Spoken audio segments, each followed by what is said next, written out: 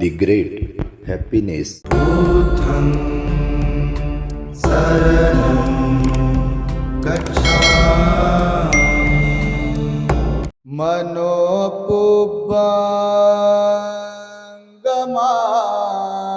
धम्मा मनोसिट्ठा मनोमया मनसाचे पदुठेन भासति वा करोति वा ततो न दुःखमन्वेति चक्रं वहतु पदं मनोपुब्बंगमा धम्मा मनोसिट्ठा मनोमया मनसाचे प्रसन्नेन भासति वा करोति वा ततो न सुखमन्वेति छायाव अनपायिनी। साधु साधु साधु। संपूर्ण विश्वाला ज्यांनी सुख शांती मानवता तथा दुःख मुक्तीचा आर्य संदेश दिला, असे ते दुःख मुक्तीचे मार्गदाता दुःख मुक्त महामानव महान कारुणिक तथागत भगवान सम्यक संबुद्ध तथागतांनी आपल्या शुद्ध प्रज्ञेतून निर्मिलेला सद्धम्म आणि त्याच सद्धम्माचा गेली 2500 वर्षांपासून सातत्याने अहोरात्र प्रचार आणि प्रसार करणारा पूजनीय भिक्खू संघ या महान आणि सर्वश्रेष्ठ अशा त्रिरत्नांना प्रथमतः त्रिवार अभिवादन करतो, ज्यांच्या महान आणि असीम त्याग प्रभावामुळे आपल्याला जो हा अनमोल असा बुद्ध धम्म लाभला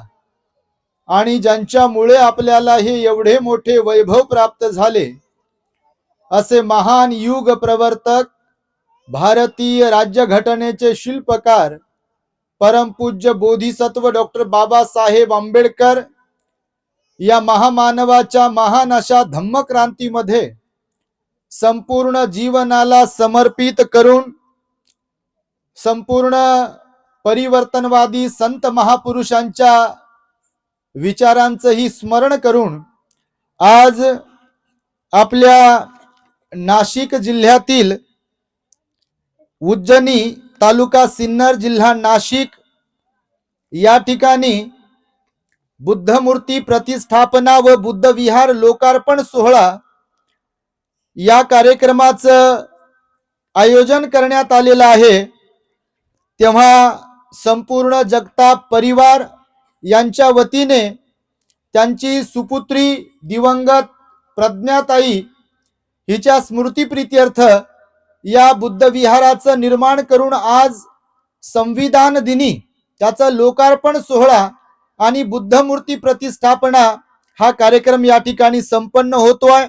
तेव्हा या कार्यक्रमासाठी आपल्या सिन्नर तालुक्यातील आणि जवळपासच्या परिसरातील उपस्थित असलेले आपण सर्व श्रद्धावंत उपासक उपासिका, उज्जनी गावचे सर्व ग्रामस्थ, ज्येष्ठ मंडळी, सर्व समाज बांधव तथा द ग्रेट हॅपीनेस या आपल्या यूट्यूब चॅनलच्या सर्व दर्शकांच्या प्रती सर्वप्रथम मंगल मैत्री व्यक्त करतो आणि आपणा सर्वांच्या प्रती मंगल मैत्री व्यक्त करून आपल्या सर्वांच्या हित सुखाकरिता तथागत भगवान बुद्धांद्वारा उपदेशिलेल्या धम्मोपदेशास प्रारंभ करतो। आपण सर्वांनी शांत, एकाग्र आणि श्रद्धायुक्त चित्ताद्वारे या अनमोल बुद्धवाणीला आपल्या हित सुखाकरिता श्रवण करावे, ग्रहण करावे।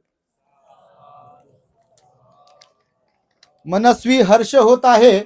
खरं तर आज संविधान दिनही आहे आणि जेव्हा आम्ही पोहोचलो गावामध्ये, पहिल्यांदाच आलो सिन्नर तालुक्यामध्ये. नाशिक जिल्ह्यात बऱ्याच ठिकाणी फिरलो आम्ही, अहमदनगर जिल्हा आणि जवळपासच्या एरियामध्ये अनेकदा धम्म दौऱ्यानिमित्त आम्ही आलो, पण या सिन्नर मध्ये तालुक्यामध्ये पहिल्यांदाच आलो. आमचे खिल्लारे साहेब, शिरसाट साहेब सिन्नरला बऱ्याचदा त्यांनी बोलावलं, परंतु येणं झालं नाही. तेव्हा मोरे साहेबांनी, आमचे संदीपजी मोरे, त्यांच्या सुविद्य धम्मपत्नी यांनी वारंवार फोन करून ही तारीख प्राप्त केली. खरं तर ही तारीख नव्हती, 28 तारीख मला वाटतं काहीतरी आपली फिक्स होत होती. मी त्यांना 27 म्हणालो मोरे साहेबांना, परंतु त्यांनी मेसेज टाकून ठेवला की भंतेजी 27 ऐवजी मग 26 करत असाल तरी हरकत नाही. आणि मी आल्यानंतर परवाला मेसेज बघितला, मी म्हटलं ठीक आहे, हरकत नाही, बरं झालं आणायचे, आजच्या दिवशीचा प्रोग्राम स्वीकारलेला नव्हता दुसरीकडचा, तर त्यामुळे हा कार्यक्रम स्वीकारला. आनंद याचा होतो आहे की जेव्हा इथे आम्ही आलो गावामध्ये, आपल्या संपूर्ण महाराष्ट्रभर फिरतो आम्ही, महाराष्ट्राच्या बाहेरही, गुजरात असेल, कर्नाटक असेल, बऱ्याच ठिकाणी जातो आम्ही प्रबोधनासाठी. पण या उज्जैनीमध्ये आल्यानंतर विशेष आनंद याचा होतो आहे की आज जो संविधान दिवस आहे ना, मान्यवरांनी बघा सुंदर अशी भाषणं दिली, मार्गदर्शन केलं. वारकरी संप्रदायाचे मला वाटतं कोणीतरी होते, त्यांनीही फार सुंदर असं त्यांचं वक्तृत्व इथे ठेवलं. मला आनंद याचा होतो आहे की संविधानाने आपल्या देशाला समता, स्वातंत्र्य, बंधुभाव आणि न्याय हे तत्वज्ञान दिलाय. देशातील एकूणच सर्व जाती धर्माची लोक एक माणूस म्हणून जीवन जगू शकले पाहिजे. प्रत्येकाने आपला धर्म आपल्या पुरता सीमित ठेवून जेव्हा घराच्या बाहेर पडतो आहे, तेव्हा एक माणूस म्हणून आपण बाहेर पडलो पाहिजे आणि त्याच चष्म्यातून आपण दुनियेकडे पाहिलं पाहिजे, तरच आपण आणि आपला देश सुखी राहू शकतो. म्हणून संविधानामध्ये समता हे तत्व टाकलेलं आहे. हे तत्व भगवान बुद्धांनी 2500 वर्षांपूर्वी आणि त्यानंतर संत महापुरुषांनी सुद्धा शिकवलं आपल्या देशाला, आपल्या राष्ट्राला. आणि म्हणून या गावात आल्यानंतर मी हे जे पुन्हा पुन्हा तुम्हाला सांगतोय, आनंद याचा होतो की इथे आल्यानंतर मला वाटतं वारकरी संप्रदायातील आपल्या ज्येष्ठ मंडळींनी टाळ मृदुगांचा निनाद करून, संत वचनाचा पाठ करून आमचं भव्य दिव्य स्वागत केलं बघा.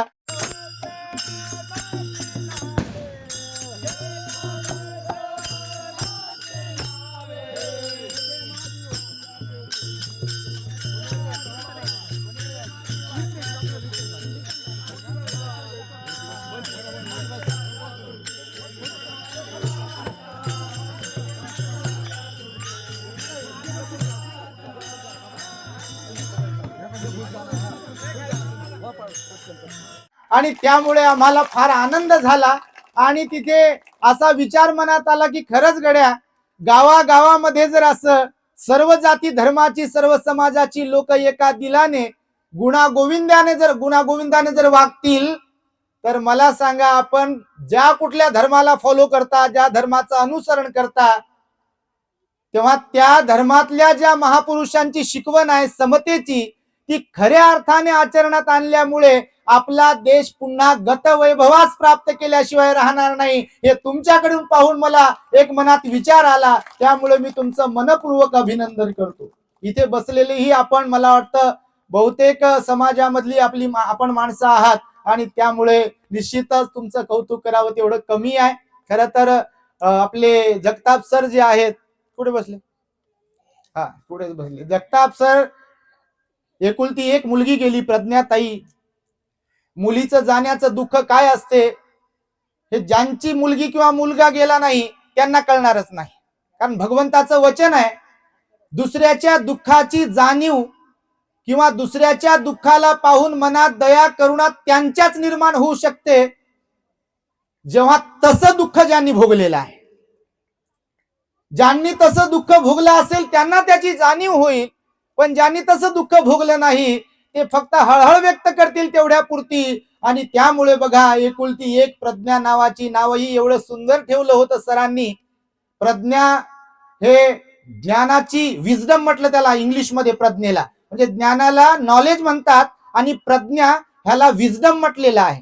म्हणजे कधी कधी बऱ्याच लोकांचा गोंधळ उडतो की प्रज्ञा आणि ज्ञान समानच आहे काय, तर प्रज्ञा आणि ज्ञान समान नाही आहे. तर प्रज्ञा ह्याला विजडम म्हटलं म्हणजे दुःख मुक्तीचं जे ज्ञान प्राप्त होते, 4 आर्य सत्यांचं ज्ञान, म्हणजे जगात दुःख आहे, दुःखाचं कारण आहे, दुःखाचं निवारण आहे, निवारण करण्याचा मार्ग जो भगवान बुद्धांनी शोधून काढला त्याला विजडम म्हटलेला आहे, प्रज्ञावान होणं म्हटलेलं आहे. आणि ज्ञान तर माझ्या तुमच्या सारख्याला जे काही भाषण करता येते, कोण काय करते आणि कोण काय नाही करत, कोणाच्या घरी कोणती डाळ शिजते आणि कोणाच्या घरी काय होते, याचं जे रिकाम शहाणपण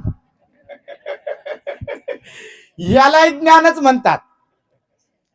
ज्या क्षेत्रात आपण नसतो, त्या दिवशी कुठेतरी एक मॅच सुरू होती, आम्ही त्या कार्यक्रमात गेलो तर ते पोरगा म्हणे बा बॉलिंगला त्या बॉलरला जर दिलं असतं तर मॅच जिंकली असती म्हणे. मी सांगतो, हे आपल्या झोपडीत बसले, घरात बसले, याच्या घरात टीव्ही नाही, याच्या बापाने याला मोबाईल घेऊन दिलाय आणि हे ते क्रिकेटची मॅच पाहण्यात दंग झालाय अभ्यास सोडून, आणि हे इथून गोष्टी करते. मला वाटते म्हणजे त्या बॉलरला जर कधी चान्स दिला असता तर मॅच जिंकली असती म्हणते. तर याला ज्ञानच म्हणतात, रिकाम ज्ञान. आणि रिकाम ज्ञानवाले लोक आपल्या देशात बापा काही कमीच नाही. तुम्ही नाही तसे, तुम्ही लय भारी, पण ज्ञानी लोक फार जास्त आहे. रिकाम ज्ञान शिकवतील बघा. सर्वात जास्त तर लोक ज्ञान शिकवणारे आपल्याला दिसतात स्मशान भूमीत. उत्तरेकडे करायचं की पश्चिमेकडे, दक्षिणेकडे की पूर्वेकडे करायचं, तुम्हाला माहित नाही. आमची जिंदगी गेली, असं गेलं तसं गेलं, मला लाकडं लावता येतात काय. जेव्हा ते बिचार पेशंट हॉस्पिटलमध्ये होतं, घरी होतं, तेव्हा यानं जिंदगीत येऊन सफरचंदही दिलं नाही, आणि गेल्यावर भाषण करते फार चांगले होते, असं होतं तसं होतं, काय काय होतं. याला ज्ञानच म्हणतात. हे रिकाम ज्ञान. हे रिकाम ज्ञान काही कामाचं नाही. हे कोणालाही ज्ञान होऊ शकते बघा. एखादं पुस्तक वाचलं की भाषणही करता येते की नाही. पुस्तक वाचलं, भाषण ऐकलं की भाषण करता येतं. तर ज्ञान वेगळं, प्रज्ञा वेगळी. हे मी मुद्दामून यासाठी सांगतो की जगताप सरांची, जगताप ताईची एकुलती एक मुलगी प्रज्ञा नावाची गेली. परंतु समाजामध्ये आपण पाहतोय, आपल्या घरचं कोणीतरी गेलं की रडत बसायचं. भगवंताचं वचन आहे, राजा बिंबिसार होता मगध साम्राज्याचा सम्राट. आपणास ठाऊक असेल तर या देशामध्ये मगध साम्राज्य होतं 2500 वर्षांपूर्वी. त्याचा राजा होता मगधाधिपती बिंबिसार राजा. त्या बिंबिसार राजाला उपदेश करताना भगवान बुद्धांनी सांगितलं की महाराज, आपल्या घरची जेव्हा माणसं जातात, म्हणजे आई वडील मुलं किंवा कोणीतरी मृत्युमुखी पडतात, तर तेव्हा त्यांच्या स्मृतीप्रित्यर्थ, त्यांच्या प्रती कृतज्ञता व्यक्त करण्यासाठी आणि मरणोत्तर त्यांच्या सुगतीसाठी तुम्ही दान पुण्य करू शकले पाहिजे निमित्त ठेवून. हा बिंबिसार राजाला उपदेश केला होता. सर, मुलगा गेल्याचा, मुलगी गेल्याचं दुःख निश्चितच प्रत्येकाला होईल, परंतु काळजावर दगड ठेवून भगवान बुद्धाच्या वाणीला आपल्या आचरणात आणण्यासाठी, आपली मुलगी धार्मिक होती, बुद्ध धम्माप्रमाणे आचरण करत होती आणि विधी वगैरे पण तिला पाठ होती, बुद्ध वंदना वगैरे पाठ होती. तिची स्वतःची इच्छा होती की बुद्ध विहार असावं. मुलीला आयुष्य तर लाभलं नाही, परंतु मला वाटतं आपण शिक्षक आहात, महाराष्ट्र सरकार आदर्श शिक्षक पुरस्कार देते. आता कोणाला देते आणि कोणाला देत नाही, कशामुळे देते हे मी तुम्हाला वेगळं सांगण्याची काय गरज नाही. कारण आपल्या देशात काय होते आणि काय होत नाही आणि कशाचं काय केल्या जाते हे नव्याने तुम्हाला सांगण्याची आवश्यकता नाही. परंतु आदर्श पुरस्काराला पात्र जर कोण असेल तर तुम्हाला सांगतो, जगताप सरांसारखे लोक आदर्श शिक्षक पुरस्काराला पात्र आहेत. कारण रडत बसणं हा समान स्वभाव झाला, परंतु मुलीची इच्छा पूर्ण करण्यासाठी म्हणून का होईना आपल्या गावामध्ये, शेतामध्ये स्वतःची जमीन दान देऊन तिथे बुद्ध विहाराचं निर्माण करणं, याच्यापेक्षा मोठी गोष्ट दुसरी कोणतीही असू शकत नाही. भगवंताने 7-8 महाकुशल कर्म सांगितले, त्यापैकी हे विहार दान देणं, जमीन विहारासाठी दान देणं, संघाला दान देणं, कठीणचीवर दान देणं, मूर्ती दान देणं, हे या ठिकाणी जमलेलं आहे. एकदा आमचे मुंबईचे संदीप मोरे साहेब उद्योजक आहेत. आता औरंगाबादला छत्रपती संभाजीनगरला आमचा महातेरो समारंभ पार पडला. त्या कार्यक्रमामध्ये संपूर्ण महाराष्ट्रामधून आणि महाराष्ट्राच्याही बाहेरून प्रचंड संख्येने मोठा भिक्षू संघ उपस्थित होता. त्या सगळ्या भिक्षूंना थायलंड वरून, हे जे आम्ही कपडे वापरतो बघा, हे भगवा जो रंग आहे त्यागाचं प्रतीक आहे बघा. कशाचं?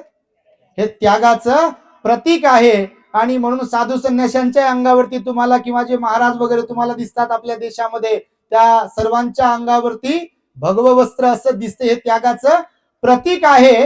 तर थायलंड वरून हे चिवर म्हणतात त्याला, तर हे चिवर सेट 100च्या वर चिवर सेट जवळपास 5 लाख रुपये किमतीचं त्याचं ते किंमत होती. आमच्या मोरे साहेबांनी, मोरे ताईनं, मोरे परिवारानं दान म्हणून आणि स्वइच्छेनं, बिलकुल त्यांना मागायला कोणी गेलं नाही, दिलाय. त्यांच्यासाठी एकदा आपण प्रचंड टाळ्या वाजून त्यांचं अभिनंदन केलं पाहिजे. त्यांच्या गावाचा आणि या गावाचा काही संबंध नाही. कधी कधी आपल्या गावातले लोक असतात गावासाठी काही करत नाहीत, गोष्टी मोठमोठ्या करतात, परंतु ते कोकणातले आहेत मोरे साहेब. आणि जगताप सरांचा त्यांचा परिचय झाला आणि मुलगी गेली. मुलीच्या स्मृती प्रित्यर्थ बुद्ध विहार बांधकाम केल्या जात आहे. तिथे भगवान बुद्धाची 100 किलोची मूर्ती मोरे परिवाराने दान दिली आहे आणि त्यामुळे त्यांचं आपण कौतुक केलं पाहिजे टाळ्यांच्या गजरांमध्ये.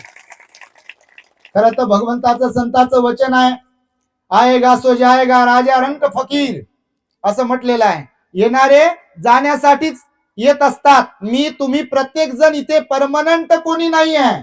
प्रत्येक जण इथे जन्मगावावरून निघालेला आहे मरण गावला निघण्यासाठी जाण्यासाठी. कुठून निघाला आपण? कुठून निघालो? कुठे चाललो? काही काही मुकेच बसतात बघा. म्हणजे मरण शब्द आपल्या तोंडातून काढून लोकांना वाटते बा आपण जर म्हणलं मरण तर आपल्याला येते की काय, आणि नाही म्हणलं तर काही येत नाही की काय. जे काढतच नसतील मरण शब्द तोंडातून काय त्यांना येत नाही म्हणता की काय? अहो लय आले लय गेले, कशाचं काय आलं बापा? कोण कधी जाईल याची गॅरंटी नाही. खाता खाता लोक मरतात, प्रवासात लोक मरतात, जेवण करताना लोक मरतात, पाणी पिताना लोक मरतात, झोपेत लोक मरतात, दवाखान्यात लोक मरतात, दवाखान्यात घेऊन जाताना लोक मरतात. कोण कोणाला कुठे कसा मृत्यू येईल हे अनिश्चित आहे. जीवन निश्चित आहे, जीवन निश्चित आहे, परंतु म्हणजे जीवन अनिश्चित आहे परंतु मृत्यू निश्चित आहे. तो कोणालाही सोडत नाही. बुद्धही होऊन गेले, संतही होऊन गेले, महापुरुषही होऊन गेले, आम्हीही होऊन जाणार, गेलो नाही. आणि तुम्ही पण कोणत्याही जाती धर्माचे राहा, चांगले वाईट श्रीमंत मालदार, तुमच्याकडे पिकले चांगले चांगले. येताना आम्ही पाहिलं बा शॉर्टकट नाम आणला आम्हाला शिरसाट सिन्नर वरून. लय डेंजर रस्ता आहे, कोणता शॉर्टकट ना आणला ते, आणि त्यामुळे आम्हाला उशीर झाला. पण शेत्या मात्र फार तुमच्याकडे मालदार, तुम्ही कांदेवाले कशा वाले आहे. तर मालदार किती राहा, 100 एकर जमीन आहे, बंगले किती आहे, लेकर बाळ गणगोत किती आहे, याचा मरण्याचा दूर पर्यंत संबंध नाही. कोणाचं बटन कधी दबेल हे सांगता येत नाही, कुठे दबेल हेही सांगता येत नाही. आणि त्यामुळे पद प्रतिष्ठा मान सन्मान श्रीमंती धन परिवार याचा मृत्यूचा संबंध नाही. आणि त्यामुळे मरण प्रत्येकाच्या वाट्याला आहे, हे भगवंताचं वचन आहे. परंतु मृत्यूच्या अगोदर या मिळालेल्या आयुष्याचा आपल्याला सदुपयोग करता आला पाहिजे. आणि खऱ्या अर्थाने सदुपयोग जर कोण करत असेल जीवनाचा, तर मी म्हणतो आजच्या घडीला जगताप परिवार करत आहे. कारण मुलगी तर गेली पण तिच्या स्मृतीप्रित्यर्थ बुद्ध विहारचं बांधकाम केलेलं आहे आणि आज त्याचं उद्घाटन होत आहे बघा. खरं तर भगवंताचं वचन असं आहे, भगवान म्हणाले काही गोष्टी आपल्या हातात असतात पण बऱ्याच गोष्टी आपल्या हातात नसतात. आणि जीवनाचा नियम असा आहे, परिवर्तन बदल चेंज हा सृष्टीचा नियम आहे. आज जी परिस्थिती आहे, आज जी वेळ आहे ती उद्या नसणार आहे. सगळं बदलते. सुखी माणसं दुःखी होतात, दुःखी माणसं सुखी होतात, यश प्राप्त झालेले अपयशी होतात, अपयशी झालेले यशस्वी होतात. ज्यांची निंदा होते त्यांची प्रशंसा होते, ज्यांची प्रशंसा होते त्यांची निंदा पण होते. ज्यांना लाभ प्राप्त होतो त्यांचं नुकसानही होते. आणि आज ज्यांचं नुकसान झालंय त्यांचा उद्या लाभही त्यांना होऊ शकतो. हा निसर्गाचा नियम आहे. याच्यासाठी जात धर्म संप्रदाय पंथ तुम्ही कोण आहात याचा दूर पर्यंत संबंध नाही. म्हणून मरण हे सार्वजनिक आहे. कसं आहे? सार्वजनिक आहे. ते कोणाच्याही वाट्याला कधी येऊ शकते. तर भगवंताने सांगितलं बघा आपल्या हातात काय काय नाही. तर पहिली गोष्ट तर वेळ आपल्या हातात नाही. काय हातात नाही? वेळ आपल्या हातात नाही. थांबू शकता का तुम्ही सूर्याला? थांबू शकता? थांब इथेच, अजून काही काम करायचे बाकी. थांबेल का सूर्य? नाही. सूर्य थांबू शकत नाही, चंद्र थांबू शकत नाही, पाणी आपलं ऐकू शकत नाही, आग आपलं ऐकू शकत नाही, हवा आपलं ऐकू शकत नाही. त्याच्यावर आपला मालकी हक्क. इकडं किती म्हणू द्या, मी साहेब, मी मॅडम, मी तुम्ही नाही तसे, तुम्ही लय चांगले आहे. पण समजाची गोष्ट बापा, समजा इकडं लय आपण म्हणत असेल मेरे जैसा कोई नाही, मेरे जैसा कोई नाही, पण सृष्टी समोर, निसर्गासमोर कोणाचं काही चालत नाही. म्हणून एक कोणती गोष्ट आपल्या हातात नाही? वेळ थांबवणं आपल्या हातात नाही आहे. वेळ बदलते, चांगली पण वेळ बदलते आणि वाईटही वेळ बदलते. वेळेला आपण नाही थांबू शकत. वेळेचा रिमोट आपल्या हातात नाही आहे. म्हणून गरिबीचे श्रीमंत होऊ शकतात आणि श्रीमंतीचे सुद्धा लोक गरीब होऊ शकतात. चांगलेही वाईट होऊ शकतात. काय म्हणतोय? काय म्हणतोय? चांगलेही वाईट होऊ शकतात आणि वाईटात वाईटही अंगुलीमालासारखे भिक्खू बनू शकतात. वेळ आपल्या हातात नाही आहे. वेळेला आपण थांबवू शकत नाही, त्याचा कंट्रोल आपल्या हातात नाही. दुसरी गोष्ट सांगितली, सत्ता, मालकी हक्क कायम आपल्याकडे राहू शकत नाही. कौटुंबिक जरी पाहिलं किंवा आता जे राजकारण्यांचं आपण पाहतोय, कोणतीही मालकी हक्क, सत्ता म्हणा, आपल्या हातात कायमस्वरूपी नाहीये. आता ही आई बसली माझी इथे, म्हातारे आई आहेत, काही म्हातारे बाबा, टोपीवाले बाबा समजा बसलात तुम्ही. एक काळ होता तुमचा रुतबा, बस इथे हा, समजत नाही मी कोण आहे. आज बाबू घेऊन जातो का मला दवाखान्यात? गोळ्या आणतो का माझ्या एवढ्या? चष्मा बनवून आणतो का माझा? एवढंच काम आहे का मला? आहे की नाही अशी परिस्थिती? महाराष्ट्रामध्ये संत जन्माला आले, महापुरुष जन्माला आले, लोक धार्मिक आहेत असं आपण म्हणतो, पण इथे वृद्धाश्रमांची कमी नाहीये. तुमच्या माहितीसाठी सांगतो, आहे कमी? तेच मायबाप आहेत की जे अहंकाराने म्हणत असतील एका काळी, एका वेळी, माझा पोरगा असा, माझी पोरगी अशी, आमचं असं, आमचं तसं, आमची शेती, आमचा बंगला. आणि आज तेच केविलवाल्या तोंडाने त्या वृद्धाश्रमामध्ये वाट पाहतात, जेवण कधी मिळेल, दवाई कधी मिळेल. तुम्हाला जर आपलंच दुःख जास्त वाटत असेल ना, तुम्ही मायबाप आहात सगळे, तुम्हाला जर कोणाला वाटत असेल की मीच फार दुःखी आहे, तर मी त्या सगळ्या मायबापाला नेहमी कधी कधी सजेशन देत असतो, तुम्ही वृद्धाश्रमात जाऊन पहा एकदा, की तुम्हीच दुःखी आहात की बाकीचे पण दुःखी आहे तुमच्यापेक्षा. कोणाला जर वाटत असेल आपल्याला कोणीच नाही, तर एकदा अनाथ आश्रमात जाऊन पहा. लहान लहान मुलं, मुली, अपंग मुलांकडे पहा, मुलींकडे पहा, आंधळ्या लोकांकडे पहा, की त्यांच्या तुलनेमध्ये आपण किती सुखी असायला पाहिजे. पण होतंय असं कधी कधी, ज्यांच्याकडे खूप काही आहे त्यांना त्याची किंमत नाही आहे, आणि ज्यांच्याकडे काहीच नाही आहे त्यांना मात्र त्याची किंमत आहे, पण त्यांच्याकडे ते नाही. म्हणजे ज्यांच्याकडे चणे आहे, चणे समजते ना, समजते की नाही? बाबा तुम्ही लय हुशार आहे. ज्याच्याकडे चणे आहेत त्याच्याकडे दात नसतात, आणि ज्याच्याकडे दात आहे त्याच्याकडे चणे नसतात. निसर्ग असाही होते बघा कधी कधी, आहे ना. म्हणून सत्ता कायमस्वरूपी आपल्याकडे नसते, मालकी हक्क कायमस्वरूपी आपल्याकडे नसते. मी नेहमी कधी कधी हसण्यावर लोकांना सांगतो, आता बोललो स्मशानाबद्दल, बघा बटन तर दबतेच, नो डाऊट, कधी दबेल त्याचाही भी खात्री नाही काही. बटन दबल्या दबल्या, समजा तुम्ही मालदार आहे, दबल्या दबल्या बोट चेक करतील तुमचे, पाय चेक करतील, पिशवी असेल तर पिशवी चेक करतील, खिशे असतील तर खिशे चेक करतील, गळ्यात काय आहे तर ते चेक करतील, कानातलं हळूच काढून घेतील, तोपर्यंत रडणं ब्रेक. ते बरोबर सुचते. बिचारे रडणारे रडतात, हो दुःख तर होतेच, पण प्रेम कशावर, मनुष्याचं प्रेम कशावर आहे हे जर जाणून घ्यायचं असेल तर कोणी गेल्यावर लक्षात येते प्रेम कशावर आहे. असे लोक दुर्मिळ आहे बघा, असे लोक दुर्लभ आहे. मेल्यावर 20 रुपयाचा हार टाकला की विषय संपते. ते म्हणते ते गादी खाली काहीतरी ठेवायचे म्हणतात, पहा चाब्या कुठं ठेवल्या ते पहा, पिशवीत काय ते पहा, सोनं चांदी माणिक मोती इथून जे जे घेऊन चालले होते ते सगळं ठेवून घेते, काढून घेते अगोदर आणि नंतर मग ते उचला म्हणते. कोणीतरी म्हणते पोरगी याची बाकी आहे ना, अरे शरीर वास सुटेल ना, म्हणून उचला म्हणते लवकर, उचला लवकर, उचलाच सुरू होते बघा.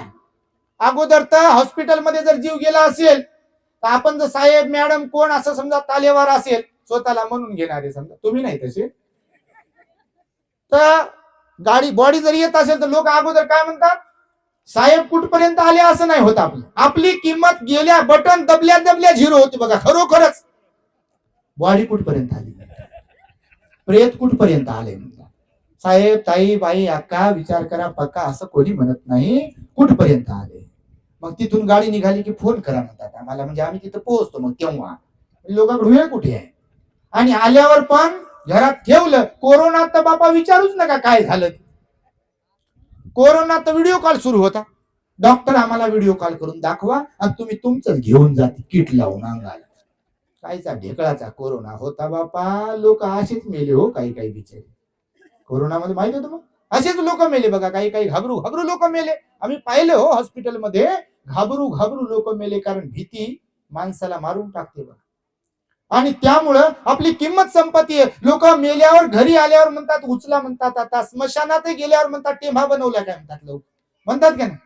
टेंभा लावला की श्रद्धांजली आदरांजली वाहिली की म्हणतात चला घरी चला. म्हणजे आपला विषय संपलेला असतो. आणि म्हणून जीवन असं आहे की आपला मालकी हक्क कशावर नाही, कायमस्वरूपी गाजवू शकत नाही. पैसा इथेच राहतो, आपण स्मशानात जाऊन आपली राख होते बघ.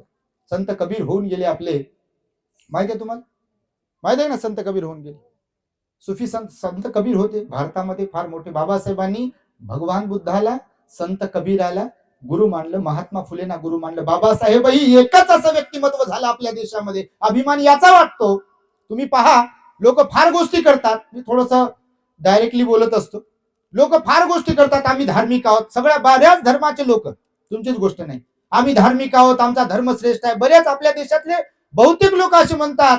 पण ऍक्च्युअल मध्ये जर पाहिलं तर धर्माच्या नावाने अहंकार आपल्या देशातल्या बऱ्याच लोकांना फार जास्त असतो. झेंड्यात धर्म पाहतील, रंगात धर्म पाहतील, पण माणसामध्ये माणुसकीचा धर्म पाहत नाहीत बघा काही काही लोक. आणि इथेच लोक चुकतात. आणि संतांची शिकवण काय आहे, माणसातलं माणूस पण ओळखता आलं पाहिजे. माणसाने माणसाशी माणूस किने वागणे हाच बुद्धाचा धम्माचा केंद्रबिंदू आहे, असं डॉक्टर बाबासाहेब आंबेडकरांनी दी बुद्धा अँड हिज धम्मा ग्रंथामध्ये लिहिलं बघा. भगवान बुद्धाच्या धम्माचा केंद्रबिंदू काय सांगितला, भगवंताच्या शिकवणुकीचं मुख्य काय आहे माहिती तुम्हाला, माणसाने माणसाशी माणुसकीने वागलं पाहिजे. हाच तर धर्म, मानवतावाद. बाबासाहेब म्हणाले की बुद्ध धम्माची सेवा हीच खरी मानव सेवा आहे. मी आता तुम्हाला सांगत होतो, मला सांगा भगवान बुद्ध तसं जर पाहिलं तर क्षत्रिय होते. कोण होते त्या काळात? 4 वर्ण होते. 2500 वर्षांपूर्वी किती वर्ण होते? 4 वर्ण होते. एक तर ब्राह्मण, त्यानंतर क्षत्रिय, त्यानंतर वैश्य आणि त्यानंतर शूद्र, असे 4 वर्ण होते आपल्या देशामध्ये. या 4 वर्णांपैकी जर विचार केला आपण तौलनिक दृष्ट्या तर भगवान बुद्ध सिद्धार्थ गौतम असताना शाक्यवंशीय होते आणि शाक्यवंशीय राजपुत्र असल्या कारणाने ते क्षत्रिय होते. कोण होते? क्षत्रिय होते. बाबासाहेबांनी त्यांना गुरु मानलं. बुद्ध असतात, ऍक्च्युली ते कोणा जाती धर्माचे नसतात, पण ते वाचल्याशिवाय समजणार नाही. बुद्धाला वाचावं लागतं, महापुरुषांनाही वाचावं लागतं. वाचलं तर महापुरुष समजतात. बाकीच्या गोष्टीसाठी जर वापर केला तर लोक कोणाचा कशासाठी वापर करतात आपल्या देशात हे तर तुम्हाला ठाऊकच आहे. आणि म्हणून भगवान बुद्धाचा आणि बाबासाहेबांचा जातीचा जर पाहिलं तर संबंध काही नव्हता, पण गुरु मानलं कारण विचार श्रेष्ठ होते. माणसातलं माणूस पण शोधणारे विचार भगवान बुद्धांनी सांगितले, शिकवले. बाबासाहेबांनी त्यांना गुरु मानलं. समतेचं तत्व, स्वातंत्र्य, वैचारिक स्वातंत्र्याचं तत्व, बंधुभावाचं तत्व, न्यायाचं तत्व भगवान बुद्धांनी या देशाला 2500 वर्षांपूर्वी दिलं. बाबासाहेबांनी बुद्ध वाचला म्हणून त्यांनी तो स्वीकारला आणि भगवान बुद्धाला गुरु मानलं. दुसरं गुरु संत कबीराला मानलं. कोणाला? संत कबीराला मानलं, कारण संत कबीर हे ग्रेट संत होते बघा त्या काळामध्ये. खडे बोल सुनावणारे होते, कारण एका मालकाकडे कामाला होते संत कबीर तारुण्यामध्ये. एका मालकाकडे, तुमच्याकडे शेतीमध्ये लोक कामाला ठेवत असाल तसे ते कामाला होते. त्यांचा शेतमळा असा गोठा, काय म्हणतात त्याला, मळाच म्हणतात, मळा होता. मळ्यामध्ये गायी होत्या, म्हशी होत्या. मालकाकडे ज्या कामाला होते, संत कबीर कामाला होते, त्या मालकाची आई वारली एक दिवस. घडलेली गोष्ट सांगतो संत कबीराच्या जीवनात. त्या मालकाची आई वारली. मालकाची आई वारली तर त्या मालकाने आईची काही सेवा केली नव्हती जिवंतपणे, आणि मेल्यावर गाव जेवण दिलं. मेल्यावर तुमच्याकडे येत असतील बाबा, मेल्यावर लय पाझर फुटते इकडे लोकांना, जिवंतपणे फुटत नाही. तर मालकाची आई वारल्यावर गाव जेवण दिलं आणि कबीराला सांगितलं, आईला खीर आवडत होती, शेतामध्ये जा मळ्यामध्ये आणि गाईचं दूध घेऊन ये. संत कबीर संत होते, हे गेले भांड घेऊन. गायी भरपूर होत्या त्या काळामध्ये. एक मेली होती गाय त्या गोठ्यामध्ये, मरून पडली रात्रीला. यानं हिरवा चारा घेतला, त्या मेलेल्या गायीच्या तोंडासमोर ठेवला. दुधाचं भांड गायीच्या त्या कासेजवळ, दुधाजवळ, स्तनाजवळ घेऊन बसलोय. याला माहित होतं आपल्या मालकाकडे नोकर जास्त आहेत, मला उशीर होईल तर दुसऱ्याला पाठवते मला पाहण्यासाठी, शोधण्यासाठी. आणि खरंच दुसरा एक नोकर पाठवला की कबीर काय करत आहे पहा. ते दुसरा नोकर आला आणि त्यानं डोक्यावर हात मारून घेतला आणि कबीर आला म्हणे, तू काय पागल झाला का, मूर्ख झाला का काय. का बरं, काय झालं. अरे गाय मरून पडली तिच्या समोर, तू हिरवा चारा टाकला, तिच्या दुधाजवळ तू ते भांड ठेवलं आणि तिची वाट पाहतोय दूध देण्याची, तू डोक्यावर परिणाम झाला की काय. मेलेली गाय चारा कसा खाईल, हिरवा असला म्हणून काय झालं. मेलेली गाय दूध कशी देईल, गाय असली म्हणून काय झालं. ते म्हणे, तर हाच प्रश्न मालकासमोर गेल्यावर 4 लोकात मला विचारतो. दुसऱ्या गायीचं दूध काढलं आणि गेले दोघं, आणि खरं विचारलं तिथं कसं, याला कसा काय उशीर झाला होता. हा, पाहुणे रावणे सगळे बसलेलेच होते. ते म्हणे, महाराज सांगू का तुम्हाला कसा काय उशीर झाला. तर त्या दुसऱ्याने सांगितलं, महाराज गेलो म्हणे, ते आपल्या सगळ्या गायींपैकी एक गाय मरून पडली होती, तिच्या समोर याने हिरवा चारा ठेवला आणि तिच्या दुधाजवळ हे बसलं, हे भांड घेऊन वाट पाहत की कधी दूध देते, कधी दूध देते. त्या मालकाचा एक पारा चढला. ते म्हणे, तुला डोक्यावर परिणाम झाला म्हणे, तुझ्या मूर्ख झाला म्हणे, तुला काही समजे ना. तर संत कबीर म्हणाले की महाराज माफ करा, रात्री मेलेली गाय, कधी रात्री मेलेली गाय जर सकाळी हिरवा चारा तिला आवडीचा चारा जर खाऊ शकत नाही, रात्री मेलेली गाय जर दूध देऊ शकत नाही सकाळी, तर 1 वर्ष झालं आईला जाऊन. किती किती तिला जिवंतपणे खीर आवडत होती हे मला माहित होतं, पण जिंदगीत तुम्ही खीर कधी दिली नाही तिने मागितली तरी. मी माझ्या घरून चोरून आणून दिली, पण तुम्ही तिला खिरी विना मारलं. तुम्हाला फक्त माहितच होतं तिला खीर आवडत होती, पण तिला खिरी विना, औषधाविना, डॉक्टर विना वंचित ठेवलं, तिला परेशान केलं. जिवंतपणा तुम्ही तिला मारलं. आता मेल्यावर म्हणता 1 वर्ष झालंय तिला खीर आवडत होती, नैवेद्यात खीर ठेवतो. तुम्हाला कुठं ठेवू म्हणे महाराज मी आता. महाराज म्हणे, निघून जा मी इथून, काढून दिली. तर सांगतोय यासाठी की हा जो स्वभाव आहे, हे जे व्यक्तिमत्व आहे, हे संतांमध्ये, महापुरुषांमध्ये असतं. म्हणून बाबासाहेबांनी संत कबीराला सुद्धा गुरु मानलं. आणि महात्मा फुलेची तर बाबच विचारायचे काम नाही. ते आता येऊन गेले, आय एम ओरिजिनल बुद्धिस्ट, काहीतरी त्यांचं नाव होतं माहित नाही. ते जे काय होते ओबीसी म्हणाले ते, आणि ते खरंच आहे. अदर बॅकवर्ड क्लासेस जे आहे ते ओबीसी. तर महात्मा फुलेंनी सुद्धा त्या काळात काम केलं. तुम्हाला ठाऊक असेल, इथे ज्या माझ्या माता भगिनी बसलेल्या आहेत सर्व जाती धर्माच्या, आज जे तुम्हाला शिक्षण मिळते आहे, त्याचं सर्वस्वी श्रेय जर कोणाला द्यायचं झालं तर कुणाला दिलं पाहिजे, सावित्रीमाई फुल्यांना दिला गेलं पाहिजे. कारण त्या साडीवरती दगड चिखल झेलून त्यांनी स्त्रियांना शिक्षणाचा अधिकार मिळावा, स्त्रियांची शाळा सुरू केली. आणि त्यामुळे पण आज आपण पाहतोय महापुरुषांचा विचार कमी लोक घेतात आणि नाव मात्र त्यांचा जय जयकार करण्यामध्ये फार पुढे असतात. म्हणून त्या डॉक्टर बाबासाहेब आंबेडकरांनी या तिन्हीलाही गुरु मानलं. आपणही विचारांचे पाईक झालो पाहिजे. कशाचे? विचारांचे पाईक झालो पाहिजे. आपण मेंढरांसारखे नसलो पाहिजे, कारण आपण मनुष्य आहोत. कसे आहोत? काय आहोत? मनुष्य आहोत. आणि सर्व प्राण्यांमध्ये बुद्धिमान प्राणी जर कोणता असेल तर तो मनुष्य प्राणी आहे. चांगलं काय, वाईट काय, योग्य काय, अयोग्य काय, कुशल काय, अकुशल काय, हे माणसालाच समजते. हे प्राण्यांना त्या तुलनेमध्ये समजत नाही. आणि त्यामुळे आपल्यामध्ये माणुसकी धर्म असावा, हेच महापुरुषांचं वचन आहे. आणि ते आपल्याला जमायला पाहिजे आचरणात आणण्यासाठी. आणि त्यामुळे तुम्हाला एक छोटासा दृष्टांत जाता जाता मी सांगेल बघा, की काही गोष्टी आपण स्वीकारल्या पाहिजे आणि काही गोष्टी आपण सोडून दिल्या पाहिजे. कारण आपल्याला बुद्धी आहे बघा. तुम्ही परिवर्तनवादी आहात. येताना पण मी सिन्नर तालुक्याचा एक मागोवा घेत होतो. मला सांगितलं की इथे जातीभेद म्हणा किंवा स्पृश्य अस्पृश्य म्हणा ते कमी आहे. लोक गुण्यागोविंदाने एकत्र येतात. जयंतीला मला वाटतं एकत्र येतात लोक आणि एकत्र येऊन काम करतात. विहारालाही मला वाटतं ग्रामस्थांनी मदत केली आहे, सहकार्य केलं आहे. या कार्यक्रमात तिथं डान्स करायला, वाजवायला, करायला, धरायला सगळ्या जाती धर्माचे लोक होते. याच्यापेक्षा अजून दुसरी मोठी गोष्ट कोणती असू शकते? आणि म्हणून तुमचं कौतुक करावं तेवढं कमी आहे. आणि त्यासाठी म्हणूनच मी बोलतोय. पण जाता जाता एक संदेश पण तुम्हाला देऊन जातो, कारण देशात तुमच्यासारखे लोक कमी आहेत. खरं की खोटं? खरंच आहे हे तुम्हाला सांगतो. तुमच्यासारखे लोक परिवर्तनवादी कमी आहेत. आणि परिवर्तन आपण आपल्यामध्ये घडवलं पाहिजे. म्हणून बघा, एकदा एक अंध माता पिता होते एका गावामध्ये. अंध पती पत्नी होते आणि दोघेही अंध होते. भीक मागून जीवन जगायचे. भीक मागून मागूनच जीवन जगायचे. वरण भाजी भाकरी चपाती काय जे असेल त्यांना जी मिळायची त्याच्यावर त्यांचा गुजरण करायचे. कधी कधी भाकरी चपाती भेटायची नाही तर मग पीठ पण मिळायचं. मग पीठ मिळायचं तर ती जी अंध महिला होती ती स्वयंपाक करायची. भाजी वगैरे जे काही आहे जेवण त्यांचा उदरनिर्वाह चालला होता. काही दिवसानंतर त्यांच्या घरामध्ये एक मांजर आली. तुमच्या घरात येत असेल मांजर. तर मांजर आली तर ह्या बाईनं महिलेनं अंध महिलेनं, आता ती पण अंध तिचा पती पण अंध, चपाती दुरडीमध्ये टाकली की ती मांजर गायब करत होती.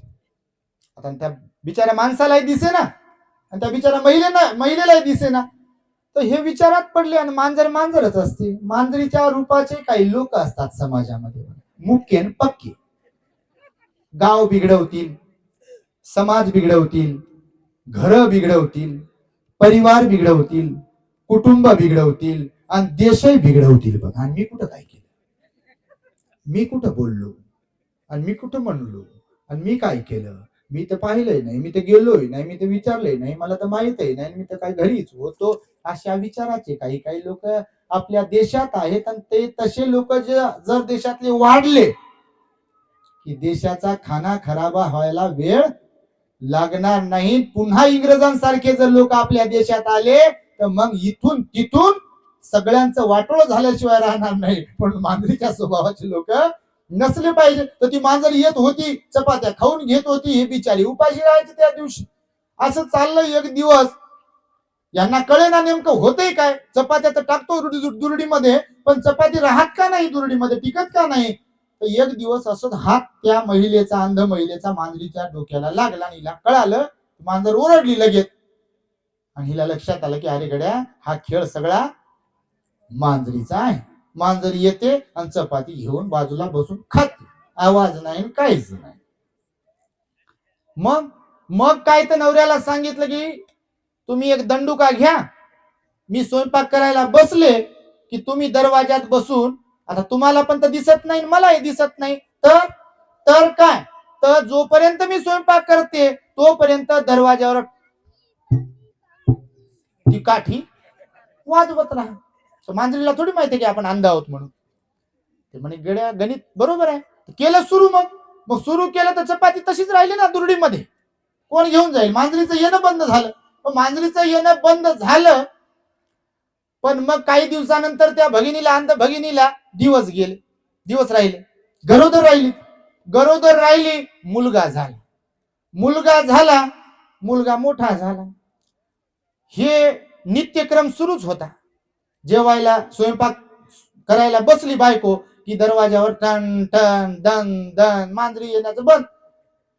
पण मग आता रोजच ना अंदाज दोघे. ते पोरग लहानाचं मोठं झालं बा, ते लग्नाला आलं, त्याचं लग्न झाल्यावर त्याची बायको आली, यांना सून मिळाली. आता पोरग डोळस आणि सूनबाई डोळस.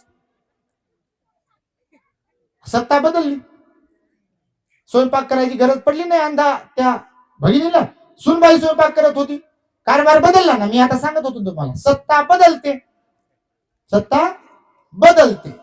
म्हणून हे ध्यानात ठेवावं माणसाने आणि जमिनीवरच राहावं, सगळ्यांशी प्रेमानच वागावं, प्रेमानच बोलावं. कारण बदला पृथ्वी गोल आहे, पृथ्वी कशी आहे, गोल आहे. आज आपली सत्ता आहे म्हणून जर गाजवत बसलो तर निसर्गाचं सत्य आहे की सत्ता कायमस्वरूपी राहत नाही. हक्क गाजवणारे, काय म्हणतात त्याला, ते म्हणजे म्हणणारे, बोलणारे, तिस्मार खान स्वतःला म्हणणारे, तालेवार म्हणणारे, ते मग काठी हातात येते, बारीक तोंड करते, स्वयंपाक झाला का, करता का स्वयंपाक, करता का स्वयंपाक. आणि सत्ताधारी बदललेली असतात ते मग मुख्यच बसा, आणि जे बनवतो तेच खा, आणि खायचं नसेल तर निघा बाहेर. आणि आपलेच दातन आपलेच ओठ कोणाला बोलाव, पोराला बोलाव तर पोरग हे बोलू देत नाही, आणि नाही तर पोरग म्हणते माय माझंच ऐकत नाही, तीन तुझं कुठं ऐकू आता मी, मग मुकत बसावं लागते. म्हणून इथं साखर पाहिजे, इथं बर्फ पाहिजे. माझ्या सगळ्या मायांना विशेषतः सांगतो, सगळ्या जाती धर्माचा, तुम्हाला दोषी ठरवत नाही. इकडे तसाच कार्यक्रम असते कधी कधी, हे लई हुशारी करतात, यांना वाटते मी मला काय माझ्याच नावावरशी येत आहे वगैरे वगैरे. पण वेळ काळ बदलली, सत्ता बदलली की कोणीच गिनत नाही, आपल्याला धाकलून द्यायच्या मागे लागतात. आणि म्हणून ते मांजरवाल्याचं गणे, पोरग मोठं झालं, सूनबाई आली की नाही, मग आता सून स्वयंपाक करायला बसायची. सासूबाईची जागा सुनेने घेतली, सुनेने घेतली जागा. या पोराने लहानपणापासून पाहिलं, बाप आई स्वयंपाकाला बसली की बाप दरवाजात काठी घेऊन बसायचा. तर मग आता बापाचं बसणं बंद झालं, कारण आई स्वयंपाक करत नव्हती तर त्याची बायको स्वयंपाक करत होती. मग त्याला वाटलं बा आई स्वयंपाक करायला बसते तेव्हा बाप काठी घेऊन दरवाजात बसून दन दन दन दन वाजवायचा. आता माझी बायको बसते स्वयंपाक करायला तर माझं कर्तव्य आहे, ह्या ना काठी घेऊन तिथं बसायचा बस. आता ही बिचारी जी सुनबाई आली होती ही नवीन होती. आता नवीन गाडी जरा नवीनच असते, बोलत नाही, विचारा वाटत नाही, आता ओळख पाळत नसते, जरा धागे दोरे सगळे कायदे कानून माहीत करून घ्यावं लागतात, कायद्याचा अभ्यास करून घ्यावा लागतो. कायद्याचा एकदा अभ्यास झाला, कोणतं कलम कुठे लागू होते की मग विचारूच नका बापा काय होते ते. आणि मग ही बिचारी सुरुवातीला बोलतच नव्हती, हिला कळेच ना बा आपला नवरा मी स्वयंपाक करायला बसल्यावर दरवाजावर काठी कशासाठी मारते. ही सुरुवातीला वाटलं कसं काय बोलावं, याचं काहीतरी गणित असेल बा.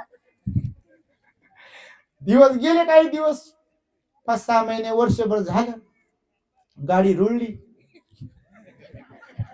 गाडी रुळली. मग हिने विचारलं, मला प्रश्न विचारायचा मग तुम्हाला काय, मी स्वयंपाक करायला बसले की बरोबर तेव्हाच तुम्ही सगळं कामधाम सोडून दरवाजात काठी घेऊन बसून दरवाजावर कशासाठी मारता तुम्ही, याचं काय कारण आहे, हा कोणता मंत्र आहे आणि कशासाठीचा मंत्र आहे. हे म्हणे मंत्र नाही हा, माझी आई स्वयंपाक करायला जेव्हा बसायची मी लहानपणापासून पाहिलं तेव्हा बरोबर त्याच वेळेला माझे वडील दरवाजात काठी घेऊन बसायचे आणि वाजवायचे. आता ही जरा हुशार होती त्याची बायको, हे आई वडील अंध होते त्याच्यामुळे काही शिकलं नव्हतं, कारण याला भीक मागायला बिचारायला शिकवलं आई वडिलांनी. ही सूनबाई थोडीशी शिकलेली होती ना, तर हिनं आपला स्क्रू जरा टाईट केला. हे वरचा मजला व्यवस्थित पाहिजे बा, हे खालचं काय करत नाही, हे खालचं तेच करते हे जे सांगते. तर हिनं आपले स्क्रू टाईट केले. मला सांगा म्हणे तुम्ही, तुमच्या डोळ्यानं तुम्हाला दिसते काय, हो तू दिसते म्हणे, मला पण दिसते म्हणे. मायबापाला दिसत होतो का तुमच्या, नाही. अरे मग मायबापाला दिसत नव्हतं, मग मांजर कुत्रा बित्रा येऊ नये स्वयंपाक करताना, ते जे बनवलेलं जेवण आहे ते उस्त करू नये, खाऊ नये, घेऊन जाऊ नये म्हणून बाबा काठी घेऊन बसत असतील. पण तुला तर म्हणजे तुम्हाला डोळे आणि मला डोळे असताना तुम्ही दरवाजात काठी घेऊन बडवत बसणं याचा तुम्ही विचार का नाही केला. अरे हो गड्या म्हणे, हे तर मला सुचलंच नाही, समजलंच नाही. म्हणजे काय म्हणता हो गड्या, समजते का तुम्हाला काय म्हणताय, दृष्टांत काय सांगायचं समजतं तुम्हाला. कधी कधी असं होते जिंदगी जाते बघा तोच चष्मा लावून. आपली जग वेगळंच असते आणि आपण आपल्या तंद्रीत. नाही नाही, अहो दुनिया अशीच आहे हो, ते लोक असेच आहेत हो, ते माणसं असेच आहेत हो, ते समाज असाच आहे, तो असेच ते आपलाच चष्मा. गावाकडे जत्रा व्हायच्या बघा, आता येताना त्या गावात कोणतं गावात लावलं तिथे जत्रा होत. तर मला लहानपणची आठवण आली बा, लहानपणी आम्ही पण ते जत्रेमध्ये पाहायचो. चष्मे असायचे बघा, रबर असायचे आणि त्याला ते चष्म्याला लाल लाल ते कागद लावलेला, काही काही ना काहीला हिरवा लावलेला. तुम्ही पाहिलं जत्रेमध्ये? ते चष्मा लावायचा आणि पाहायचं इकडं तिकडं. लाल असेल तर लालच दिसायचं सगळं, माणसं लाल, हे झाड लाल, पिवळा रंगाचा असेल तर ते पिवळच दिसायचं सगळं. आपल्या देशात आजही असे काही काही चष्मे लावलेले लोक आहेत की जे डोळे असून त्या पोरासारखे बघा आता या कथेतल्या आहेत का नाही. तुम्ही तसे नाही, त्यामुळे तुमचं पुन्हा एकदा कौतुक करतो. आणि म्हणून आपण ज्या काही वेगवेगळ्या विचारांचे चष्मे लावलेले असतात त्यातून बाहेर पडलो पाहिजे. बुद्ध धम्म असेल, संत महापुरुषांचा विचार असेल, तो श्रेष्ठ आहे. आणि महापुरुषाचे अनुयायी आपण तेव्हाच बनतो खरं तर जेव्हा त्यांचे विचार, त्यांचं तत्वज्ञान आपल्या आचरणामध्ये आणत असतो. आणि खऱ्या अर्थाने एक शिक्षक म्हणून जगताप सरांनी या ठिकाणी हा जे बुद्ध विहार बनवलाय, हे बुद्ध विहार महापुरुषांच्या विचारांना चालना देणारा आहे. आणि मी तर म्हणेल की प्रज्ञाताई तर निघून गेली आपल्यातून, परंतु तिचं नाव तर प्रज्ञा होतच. आता मी तुम्हाला म्हणालो, भगवान आपले प्रज्ञावान होते, प्रज्ञारूपीच धम्म आहे. आणि प्रज्ञाताई या विहाराच्या माध्यमातून, मोरे साहेबांनी, मोरे परिवाराने दिलेल्या बुद्ध रूपाच्या माध्यमातून जोपर्यंत बुद्धाचा धम्म आहे, जोपर्यंत हे विहार आहे, तोपर्यंत प्रज्ञाताई तुमच्यामध्ये आपल्यामध्ये जिवंत आहे असं आपण समजलं पाहिजे. आणि त्यामुळे आपल्या संपूर्ण जगताप परिवाराच्या प्रती, ग्रामस्थांच्या प्रती आणि सर्व समाजातील माता भगिनीच्या प्रती मंगल मैत्रीचा भाव इथे व्यक्त करतो. तुम्हाला मी सांगत होतो की सत्ता आणि वेळ आपल्या हातात नाही, त्याचबरोबर हे शरीरही आपल्या हातात नाही आहे. याच्यावर काही आपण करू शकत नाही, कारण 21 वर्षाची ताई निघून गेली. पैसा किती लावला बघा सरांनी, पैसा लावूनही कधी कधी काही होत नाही. आणि म्हणून जिवंत असेल तोपर्यंत या शरीराला पण आपण जपलं पाहिजे, कारण शरीर कधी धोका देईल हे सांगता येत नाही. म्हणून दोन्ही प्रकारचा व्यायाम केला पाहिजे. मनाचाही व्यायाम केला पाहिजे. मनाचा व्यायाम कोणता, तर स्वतःला चांगलं बनवणं, स्वतःला चांगल्या विचारांमध्ये ठेवणं, या मनाला चांगलं खाद्य देणं, असा व्यायाम मनाचाही केला पाहिजे आणि शरीराचाही व्यायाम केला पाहिजे. सगळ्यांशी प्रेमाने, माणुसकीने आपण वागावं, असाच एक शुभ संदेश देतो. आज या संविधान दिनी आपल्या या उज्जैनी गावामध्ये, तालुका सिन्नर, जिल्हा नाशिक मध्ये हे जे काही जगताप परिवाराने बुद्ध विहाराचं निर्माण केलाय, आमचे संदीप मोरे साहेब, त्यांनी बुद्ध मूर्ती दान दिली. आणि आपण सर्वच श्रद्धावंत उपासक उपासिकांनी या बुद्ध विहारासाठी, कार्यक्रमासाठी सहकार्य केलंय. तेव्हा सर्वांच्या प्रती मंगल मैत्रीचा भाव व्यक्त करून वेळेच्या अभावी माझ्या धम्मदेसनेला मी इथे पूर्ण विराम देतो. भवतो सप्प मंगलम रक्षन्तु सप्प देवता सप्प बुद्धानुभावेन सदा सुखी भवन्तु ते. भवतु सप्प मंगलम रक्षन्तु सप्प देवता सप्प धम्मानुभावेन सदा सुखी भवन्तु ते. भवतु सप्प मंगलम रक्षन्तु सप्प देवता सप्प संघानुभावेन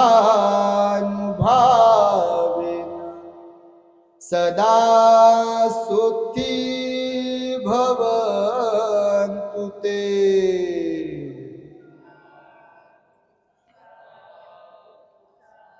बुद्धं नमः, धम्मं नमः, संघं नमः. The great happiness. बुद्धं शरणं गच्छामि.